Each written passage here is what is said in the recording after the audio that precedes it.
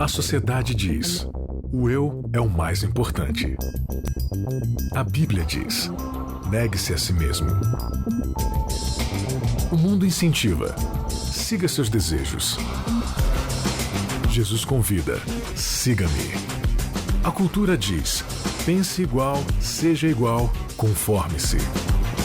O cristianismo diz: não se conforme com os pensamentos deste século. Contra a cultura, o Evangelho clama pelo diferente. Começando mais um Contra a Cultura, o Evangelho clama pelo diferente. Eu sou Bianca Oliveira, temos aqui mais um episódio. Esse é o 8º de uma série de 14 episódios. E temos por título Ninguém é Inocente. Eu já quero reapresentar aqui os meus amigos, começando por ele. Tiago Rodrigues, tudo bem? Oi, eu tô aqui de novo. Opa, Nayeli Leite, tudo bom? Oi, Bianca, eu aprendi com Jó e hoje eu vim protestar. Oh. Tô com medo, hein? Você é protestante, então? Também. Isaac Rezende, tudo bom? Tudo bom, Bianca? Se gritar pega ladrão, não sobra um, meu irmão. Ai. Bom, ninguém é inocente, esse é o nosso título de hoje. Aliás, se você perdeu aí o Contra a Cultura, os outros episódios, calma, não tá tudo perdido pra você, tá bom? Você pode entrar lá no nosso site, novotempo.com/contracultura. Isso, adorei essa. novotempo.com/contracultura. Acesse já. Bom, com essa propaganda maravilhosa, com essa voz assim, né? Verdade. Maravilhosa. Você pode se sentir tocado aí, entrar lá no nosso site pra ouvir todos os episódios, tá? Mas além do site, tem o nosso podcast. Você tem aí o aplicativo nato no seu celular, se você tem iOS, né? Então você pode abrir aí, procurar pro Contra a Cultura, assinar o nosso canal e tem todos os episódios lá pra você. Caso você tenha Android, você pode baixar aí. A gente recomenda 2, né, Isaac? O podcast Addict e o podcast Republic. Isso aí, Republic, né? Então você pode baixar aí, procurar, né, o Contra a Cultura. E aí você pode também assinar o nosso canal e conferir aí todos os episódios anteriores, inclusive a nossa série anterior, os nossos episódios avulsos, tá tudo lá disponível pra você, né? Tá tudo lá. Muito bom. Vamos lá, Nayeli. Gente, nosso resuminho de hoje, o nosso verso pra dar o start. Olha, eu estou entrando numa sequência musical. O nosso verso de hoje está em Hebreus 11:1 e diz assim: fé é a certeza de coisas que se esperam, convicção de fatos que não se veem. Muito bem. Muito bom. Agora falando sério, Você gente. canta? Não, brinco às vezes assim, no banheiro, essas coisas. Ok, nosso guia de estudos traz à tona um desafio que é lidar com as coisas que não fazem sentido nenhum na vida. Jó vai aparecer então protestando a razão de seu sofrimento mais uma vez, porque ele era obediente, leal e fiel, assim como a Bíblia mesmo o descreve. Então surge a pergunta: será que existe alguém verdadeiramente inocente? Vivemos em um mundo onde muitas vezes vamos ver destinos injustos, mas basta cada dia seu próprio mal. Há muita coisa que nós não podemos ver, por isso, mais uma vez, a gente entra também na esfera da fé. Olha aí, então mais algumas coisinhas contra culturas aí pra gente poder discutir. Nesse episódio, Ninguém é Inocente, o 8º episódio aqui dessa série de 14 episódios pra gente falar sobre Jó. Eu sempre tô esquecendo o nome dessa série, Isaac, me ajuda? Jó e a vida no olho do furacão. Eu ia falar Jó e o olho na vida do furacão. Exatamente, eu fui nessa O olho linha. e a vida no Jó furacão. Jó é um furacão no olho da vida. Pronto, é esse aí, né? A gente vai falar também, né, hoje sobre o nosso papel no alívio da dor do outro. Daqui a pouquinho a gente vai comentar sobre isso. Mas vamos começar sobre o protesto de Jó. Jó, ele protestou, né? Assim como a Nayeli veio, assim, sabe? Com esse Eu acho que discurso aí de eu, na protesto posição de hoje. Jó, teria feito a mesma coisa. E às vezes a gente ainda faz, que a gente acha que as coisas que a gente fazem muita diferença, assim, no nosso contexto de vida. Então, se eu tô fazendo tudo que na minha cabeça tá certinho, poxa, eu tô comendo assim, eu tô fazendo exercício físico, eu não tô falando palavrão, eu não tô assistindo sei lá o quê, entendeu? Então eu já começo a protestar com Eu leio a Por que eu tô Bíblia, eu leio a sofrendo? lição da Eu vou escola na igreja sabatina. e tal. Por que eu tô sofrendo? Por que tá caindo essa maldição em cima de mim, né? E Jó protestou isso aí mesmo. Pô, eu sou bom, mas por que eu tô sofrendo? Mas o que eu fiz? O que tá acontecendo? Esse foi o protesto dele, né, Isaac? Isso se a gente levar em consideração, na parte da premissa, que a gente já tá do lado de Jó e não dos amigos dele, né? Do jeito que a gente é Então. mala. Eu acho que se eu tivesse lá, eu estaria falando, Jó, veja bem, Jó, então. Minha teologia diz que você fez alguma coisa. Mas, enfim. Realmente, é interessante, assim, abrindo um pouco essa premissa, porque a gente sempre avalia os fatos que estão diante dos nossos olhos. Obviamente, a gente não tem essa capacidade tão grande de transcendência. Mas quando a gente avalia simplesmente a nossa vida, as coisas que estão acontecendo hoje comigo, semana passada, vai acontecer semana que vem, a gente tem essa leve tendência de achar que a gente é inocente. Porque hoje eu não matei ninguém, né? Eu também não falei nenhuma mentira que eu lembre. E hoje eu não comi nada de errado e, sei lá, hoje eu não fiz nada errado. Então, se alguma coisa me acontecer hoje na decorrência do dia, vai me dar esse senso de injustiça, de que eu tô sendo injustiçado no que tá acontecendo comigo, né? Só que a gente tem que entender, assim, existem diversos fatores para as coisas que acontecem, é isso que a gente tem visto, né? Hoje o mundo de pecado é uma vida no olho do furacão, essa que é a ideia. O mundo é esse furacão de pecado, de caos, e Deus, ele é soberano em tudo, e ele, como a gente falou semana passada, né? Ele está agindo da melhor forma possível para manter as coisas da melhor forma possível, dado a nossa... Assim, ele tem que preservar a nossa liberdade, né, o nosso livre-arbítrio, tem que manter seu caráter de amor e salvar o maior número de pessoas, né? Então, a gente tem essa limitação de achar que, tipo, a gente sabe tudo o que tá acontecendo, quando, na verdade, a vida é um grande jogo de xadrez, né? E, sei, lendo Jó 10, eu vejo a queixa de Jó como sendo algo que, cara, é difícil de a gente falar do protesto de Jó, né? Porque, assim, eu acho que é um capítulo da Bíblia que a gente... Acho que é daqueles que a gente tem que ler e só ler mesmo. Porque, cara... Mas acho que são vários capítulos de Jó que são assim. É um desabafo, né, cara? Tipo assim, ele já fala, né? Eu vou dar livre...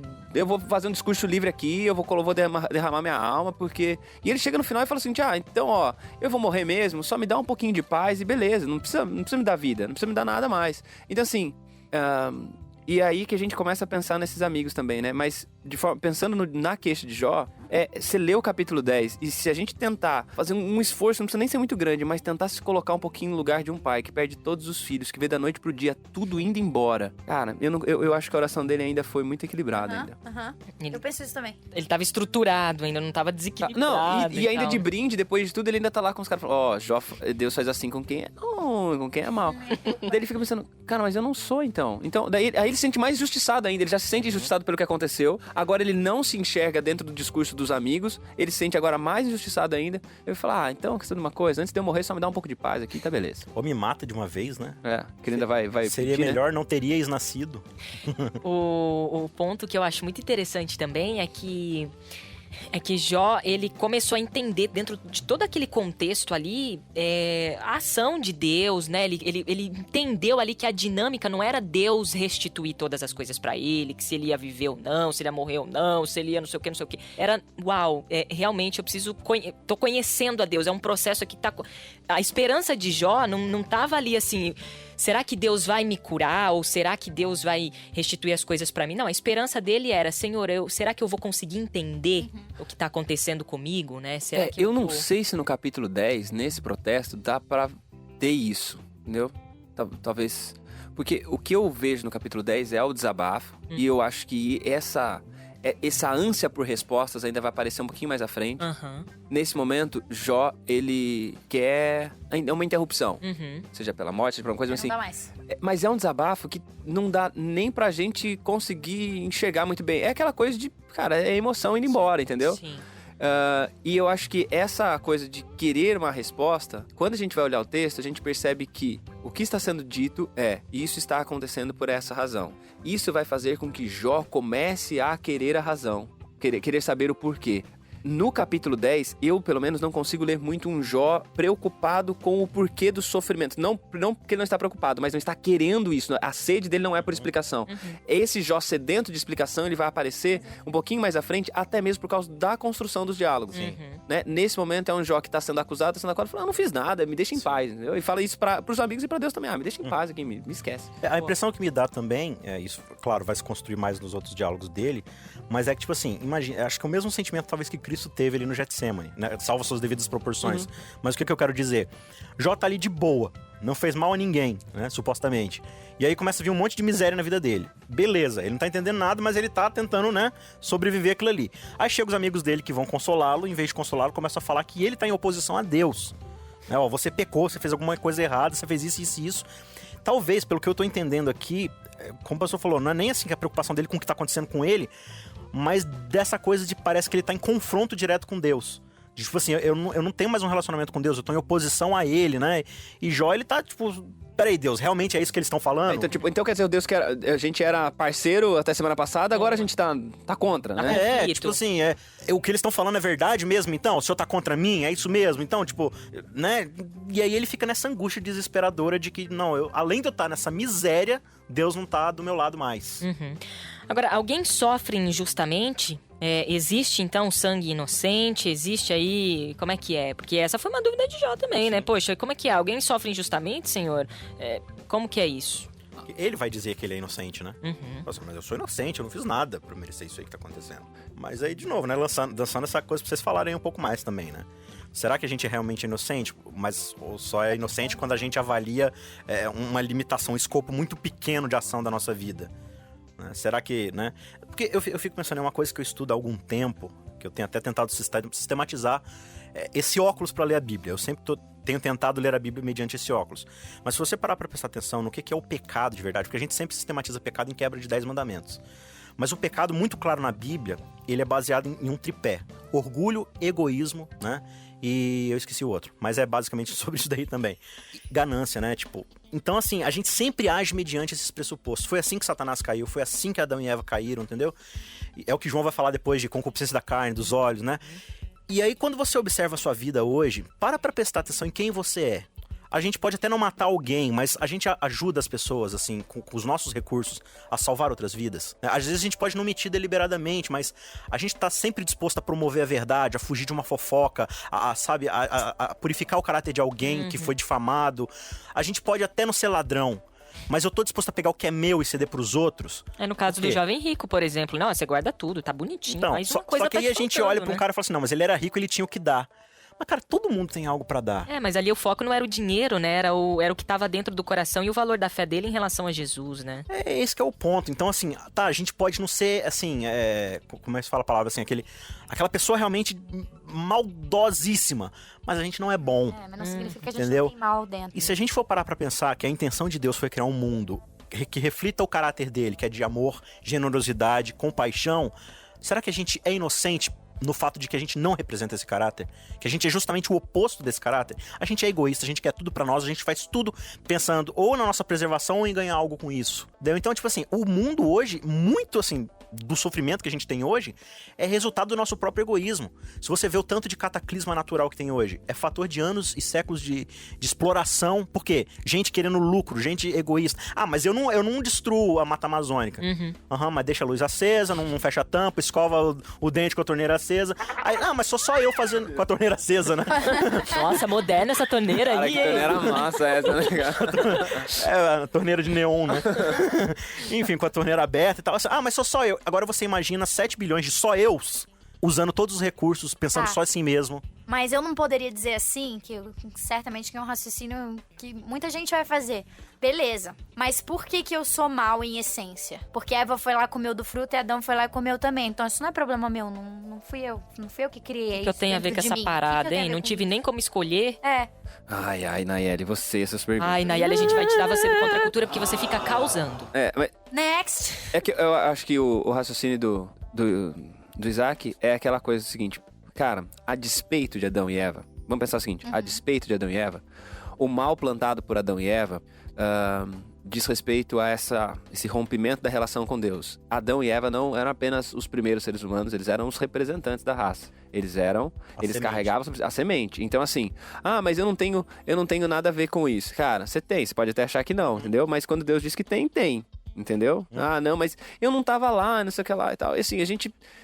mas, além disso, o mal hoje ele é o que é, não é apenas porque ele iniciou lá no Jardim do Éden. Nós temos potencializado o mal. Eu, às vezes, fico pensando que o inimigo, que Satanás, ele pode ficar... Tem bastante tempo livre, assim, sabe? Tem. Porque muita coisa que a gente... porque a gente atribui muita coisa a ele que, na verdade, cara, são as nossas escolhas potencializando o mal que foi plantado. Então, quando a gente pensa, as pessoas sofrem injustamente...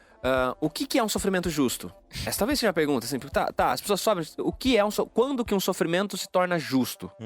Se eu vou pensar que o sofrimento ele se torna justo quando alguém faz alguma coisa ruim, né? Faz alguma coisa ruim e eu vou ter um câncer. É nessa questão de retribuição que o sofrimento se torna justo. Então aí eu preciso entender uma coisa, que não, nem todo sofrimento é justo. Nem todo sofrimento é justo. Existe gente que sofre injustamente? Existe. Existem crianças que sofrem sem merecer? Cara, beleza. Mas quando eu penso na raça, quando eu penso no pecado, quando eu penso como nesse... sistema, é um negócio macro, né? E que a gente tem isso dentro da gente, e que o salário do pecado é a morte, e a morte não é simplesmente a morte, mas é tudo aquilo que... A degradação, tudo aquilo que perde vitalidade. Então, aí, de certa forma, o sofrimento... Ninguém sofre injustamente, porque todos nós, de alguma forma, somos escravos desse sistema sofredor. Agora, uma outra coisa é que a promessa é que novos céus e nova terra nos quais habita a justiça está à frente de nós. Se agora alguém vem para esse mundo e espera uma vida justa... tá esperando um negócio que não vai rolar mesmo. Aí você tá tentando mesmo colher os frutos aqui de toda essa coisa, de todo esse plano aqui. E não é aqui, né? A gente... O primeiro episódio aqui que a gente começou pelo fim, né? Começando pelo fim, foi o quê? E aí? Já teve um final feliz? Poxa, peraí, ele morreu. E aí? Mas então acaba aqui? Não, é um negócio muito além, vai muito além, né? Mas olha como é que a gente é egoísta, né? Dentro dessa natureza pecaminosa. Beleza, a gente tem o céu, né? Um lugar justo, maravilhoso, com abundância e paz pra todo mundo. A gente quer colher hoje os frutos desse reino, mas a gente não quer plantar. O que é plantar os frutos desse reino? E o reino começa aqui, né? Eu quero justiça e misericórdia lá. Como é que eu trato a pessoa do meu lado? Entendeu? Eu quero que ela tenha abundância de comida e a pessoa do meu lado tá passando fome. Eu não quero plantar, né? Que foi meio que essa ideia do que você falou aí do jovem rico, né? O jovem rico falou assim, não, eu quero entrar no teu reino. Então, no meu reino as pessoas não passam fome. Pega o seu dinheiro e alimenta os pobres. Ah, mas eu não quero isso. Então você não quer meu reino. Porque meu reino O reino vai ser chato pra você. Vai ser chato. No reino as pessoas não têm tudo pra elas. Elas pegam o que elas têm e dividem. É que nem o lance de sustentabilidade, né? Não, eu não gosto de cuidar nada daqui, mas olha, lá no céu as coisas vão ser meio sustentáveis, né? Você tá ligado? E tem uma coisa que, assim, tanto no reino de Deus quanto no reino do mal, cara, é um negócio que a gente traz pra vida da gente como se fosse uma verdade, uma realidade pra todas as coisas. Só que, sim, o reino de Deus não funciona na meritocracia. E o reino de Satanás também não funciona na meritocracia. Entendeu? O reino de Deus é todo baseado em graça, que é oferecer o bem para quem não merece, e o reino do mal de Satanás é todo baseado em desgraça, que é oferecer o mal para quem merece, e ainda em escala maior. É tirar tudo aquilo que você pode ter de bom, de oferta. Então, assim, essa coisa do mereço sofrer, não mereço sofrer, cara, claro que o sofrimento, como eu disse, sempre ele é injusto porque a gente está vendo uma atmosfera injusta, mas o reino de Deus, ele, nessa coisa que o Isaac estava falando, é algo que quando a gente pensa em injustiça agora, em sofrimento agora, talvez a grande questão não é se eu sofro injustamente, é como é que eu posso ser instrumento para diminuir esse impacto desses sofrimentos, sendo justo ou sendo injusto, né? Na vida dos outros, inclusive. Uma coisa que a gente conversou antes, fora do programa, que me impactou muito, foi que eu fiz a seguinte pergunta pro Isaac. Eu falei, Isaac, você acha que se a gente não sofresse aqui na Terra, a gente ia querer ir pro céu? Ele disse que não, certo? Certo. Mas por outro lado também, tipo, a gente coloca o céu e a nova Terra como... É somente um alívio pra minha dor. É somente um remédio para meu problema financeiro. Ou uma recompensa para minha vida de piedade. Aí é uma ação, é egoísmo. E a gente não tá preocupado em viver o que Jó viveu. A experiência de Jó foi de tanta proximidade com Deus que no final ele conhecia Deus.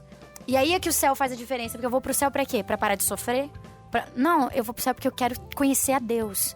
E isso é uma coisa que ficou forte pra mim, que eu espero levar pela vida. E que cada vez eu consiga buscar um pouco mais e mais de intimidade. Que o sofrimento me motive, seja uma mola propulsora, né? Em direção a Deus. Sim, porque o sofrimento, em última análise, ele é a ausência da plenitude da presença de Deus. A plenitude da presença dele faz com que o sofrimento deixe de existir. O sofrimento não vai deixar de existir porque as pessoas não morrem mais. Só que aí que tá também, né? A plenitude da presença dele destrói o mal. Sim. E aí, você é inocente o suficiente para resistir à presença dele neste momento? Tem essa coisa na Bíblia, né? Ou seja, já mostra que a gente Deus não é inocente mesmo, né? A plenitude de Deus, ela tá o tempo todo limitada na história do planeta Terra, porque onde ele aparece, as pessoas vão morrer. Entendeu? A gente não tá preparado pra glória dele, né? Então assim, você quer a presença total de Deus aqui pra sanar tudo? Pra destruir todo o mal? Ok, mas será que você não vai junto? Será que não vai amputar... Não vai só amputar um braço, vai amputar muita coisa, né?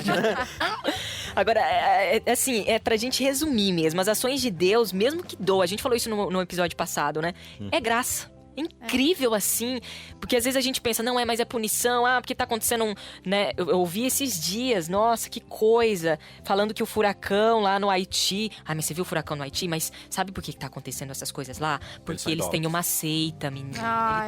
Aí eu falei, uau, mas que Deus horrível, eu não quero esse Deus pra mim, como se Deus quisesse isso, como se Deus punisse as pessoas, e não é, o juízo de Deus, ele vem pra realmente restaurar. Eu gostei demais dessa questão, assim, pra gente, é contra a cultura isso, sabe? A gente pensa no juízo como destruição, e ele não é pra destruir nada, Deus não é um Deus destruidor. É pra destruir o mal. Exatamente, mas ele é pra aniquilar o mal, Sim. mas não a gente, né? A gente pensa assim, não, Deus veio aqui, e quer destruir tudo, se você não obedeceu, você vai junto. Mas, sabe, não é bem por aí, né? Não é bem por aí. Então, Deus realmente é um Deus de ações que, mesmo que doa aqui, né, Isaac? Ele ainda é graça. Ainda não, ele é graça em todo o tempo. Com certeza. A gente só não pode confundir a ideia de que Deus, ele causa sofrimento. Proposital. Sim, né? Ele é culpado disso. A gente vive num mundo caótico, meu. É essa que é a ideia. A gente vive no olho do furacão, entendeu? Agora, eu gosto muito quando Paulo vai dizer que em todas as coisas, Deus coopera para o bem dos que o amam e são chamados segundo o seu propósito. Não é que assim, não, Deus vai usar... Tem até aquela ideia, não sei se, né, do tapeceiro, eu não concordo muito com aquela música, não sei se vocês já ouviram, eu não sei, ela pra mim passa uma ideia meio calvinista, de que assim, Deus ele vai causar na sua vida, mas no final vai dar tudo certo, vai ser um quadro lindo. Eu acho que acredito que é um caos mesmo e vai ter um monte de desgraça na nossa vida, mas eu não sei se eu acredito que Deus te dê um câncer pra você se voltar pra ele. Não sei, eu posso estar errado, mas eu não... pra mim é desrespeito do livre-arbítrio, se Deus fizer isso. Não sei, é uma opinião pessoal, não tô fazendo teologia aqui. Tipo assim, eu não... Você é livre pra me obedecer, mas se você não quiser me obedecer, eu te dou um câncer. Eu acho que, talvez vai entrar num assunto meio complicado, mas assim, eu tenho uma simpatia com uma fração da ideia deísta. O deísmo é aquela ideia de um Deus que cria e vai embora, né? E deixa as criaturas viverem. Mas eu acredito... presta bem atenção no que eu tô dizendo. Não tô dizendo que eu concordo com isso, porque eu não concordo com isso. A gente acredita num Deus que interfere constantemente e tal. Mas eu acredito que Deus, ele criou certos mecanismos dentro do funcionamento humano, pré-pecado, e colocou alguns e permitiu que alguns entrassem após o pecado, inclusive a morte. A gente pensa na morte como uma punição, mas a morte também é graça. É a limitação do mal. Porque ela limita o mal, ela limita o mal na minha existência, limita o mal da minha existência na existência dos demais. Mas, então Deus, ele criou certos mecanismos que fazem com que algumas coisas aconteçam sem que necessariamente ele precise interferir.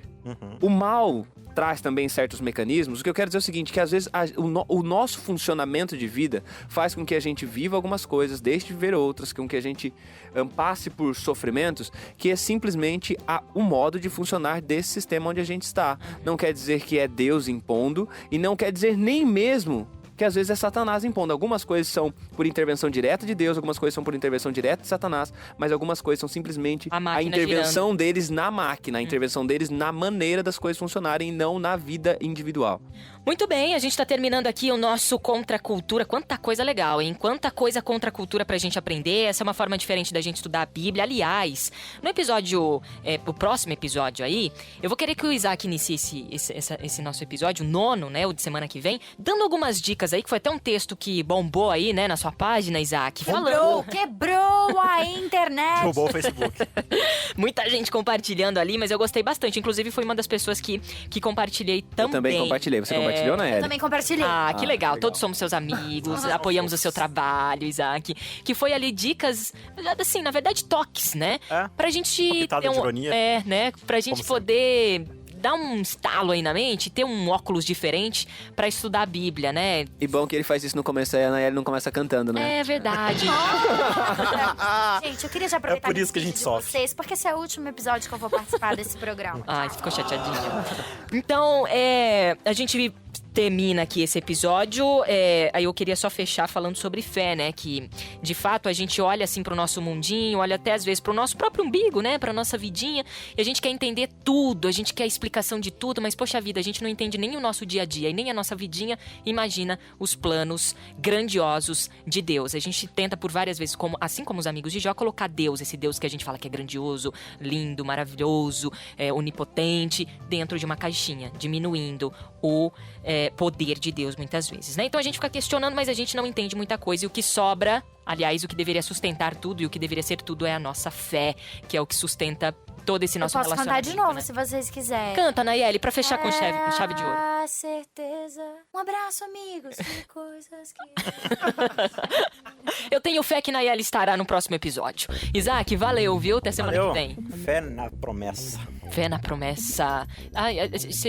Isaac, custou cara a torneira de A neon. torneira que acende. Comprei na China, $3. Nai, valeu, até semana que vem. Beijo, espaço. Valeu, Thiago, até semana que vem. Até. Você pode entrar lá no nosso site, novotempo.com/contracultura e conferir todos os outros nossos episódios, tá bom? A gente te espera por lá, até semana que vem. Contra a cultura. O evangelho clama pelo diferente.